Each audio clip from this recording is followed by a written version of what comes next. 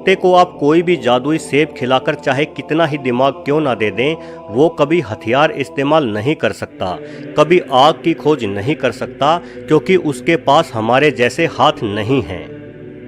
दोस्तों, वास्तव में जो बुद्धिमानी आज हमारे अंदर मौजूद है वो किसी चमत्कार से नहीं आई, बल्कि पीढ़ी दर पीढ़ी सीखने के परिणाम से आई है। जब हम इंसानों ने खेती करना शुरू किया तो हमारा दिमाग और भी तेजी से विकसित होना शुरू हो गया, क्योंकि अब हमें शिकार की तलाश में भटकने की ज़रूरत नहीं पड़ती थी। अब हमारा दिमाग सिर्फ हथियारों को बनाने और इस्तेमाल करने तक ही सीमित नहीं रहा, बल्कि हम खुद को खोजने लगे। हम सोचने लगे कि हम कहाँ से आए हैं और हमें किसने बनाया है। इन्हीं सब सवालों का जवाब ढूंढते ढूंढते हमने भगवान की खोज कर दी। दोस्तों, यहाँ मैं भगवान के अस्तित्व पर सवाल नहीं उठा रहा। प्रकृति की शक्तियों के बारे में अंदाजे लगाना हम इंसानों के बस की बात नहीं है।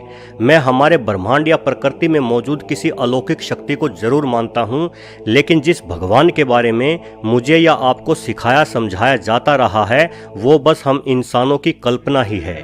उस भगवान ने हमें नहीं बनाया, बल्कि हमने उस भगवान को बनाया है। कोई किताब आसमान से नहीं उतरी। इस अथाह ब्रह्मांड को संभालने वाले भगवान के पास इतना समय नहीं है कि हमारे जैसे मामूली से जीवों के लिए लेखक की भूमिका निभाए। ये सारे ग्रंथ या जो कोई भी ईश्वरीय किताब है वो हम इंसानों ने ही इस धरती पर बैठकर लिखी है। ना ही किसी इंसान द्वारा बनाई गई मूर्ति में भगवान निवास कर सकते हैं। लेकिन फिर भी हम मंदिर और मस्जिद के विवाद में उलझते रहते हैं। आपको क्या लगता है कि पूरे ब्रह्मांड को चलाने वाली शक्ति किसी मंदिर या मस्जिद की मोहताज है?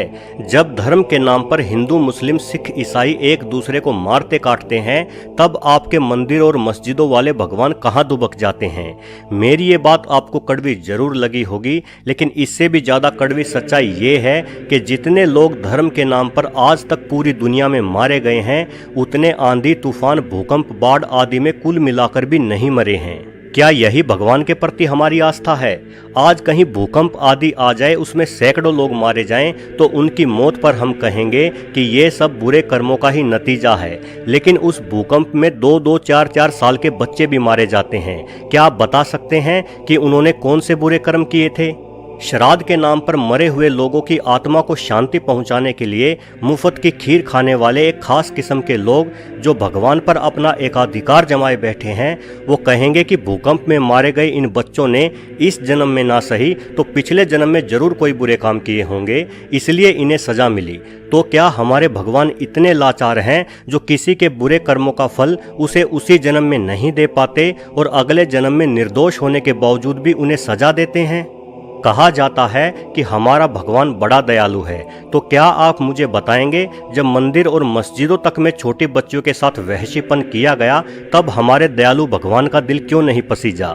दंगे करवा के लाखों लोगों को धर्म के नाम पर मरवाने वाले लोग आज नेता बनकर राजसी ठाठ भोग रहे हैं। वहीं प्यार करने वाले 2 मासूम बच्चों को ऑनर किलिंग के नाम पर खुद उनके घर वालों द्वारा मौत के घाट उतार दिया जाता है। तो आपके भगवान के दयालु हृदय की दया कहाँ चली जाती है? आतंकवादी आत्मघाती हमलों द्वारा एक झटके में ही हजारों लोगों की जान ले लेते हैं, तो भगवान बीच में क्यों नहीं आते? क्यों उन आतंकवादियों को सजा या सद्बुद्धि नहीं देते? क्या हमारे भगवान मंदिर और मस्जिदों में सिर्फ चढ़ावा चढ़ाने के लिए ही बने हैं?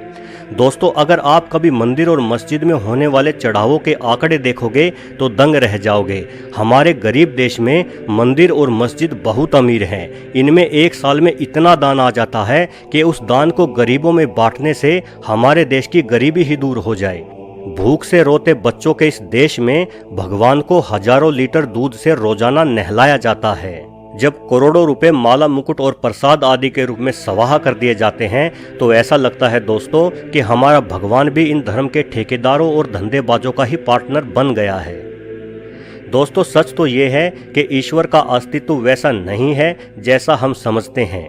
भगवान को रुपया, पैसा, हीरे मोती या सोने चांदी के चढ़ावे में कोई दिलचस्पी नहीं हो सकती और ना ही भगवान पूजा पाठ से खुश होगा। आप सभी इंसानों को प्यार और सम्मान से देखो, कभी किसी को दर्द या तकलीफ ना दो, खुद भी शांति से जिए और दूसरों को भी अपनी मर्जी और शांति से जीने दो। यही भगवान की सच्ची पूजा होगी। और मेरा यकीन मानना दोस्तों, जिस दिन से हम सब ने भगवान की सच्ची पूजा शुरू कर दी, हमारा देश समृद्धि के रास्ते पर चल पड़ेगा। चलिए दोस्तों, आपने अपना कीमती समय निकालकर मेरे विचारों को आखिरी तक झेला, उसके लिए आपका धन्यवाद। ये वीडियो आपको अच्छा या बुरा जैसा भी लगा कमेंट्स के जरिए मुझे ज़रूर बताएं और वीडियो को अपने दोस्तों में भी शेयर करें। वहीं अगर आप पहली बार इस चैनल पर आए हैं तो चैनल को सब्सक्राइब भी ज़रूर कर लें। वीडियो देखने के लिए आपका बहुत बहुत धन्यवाद।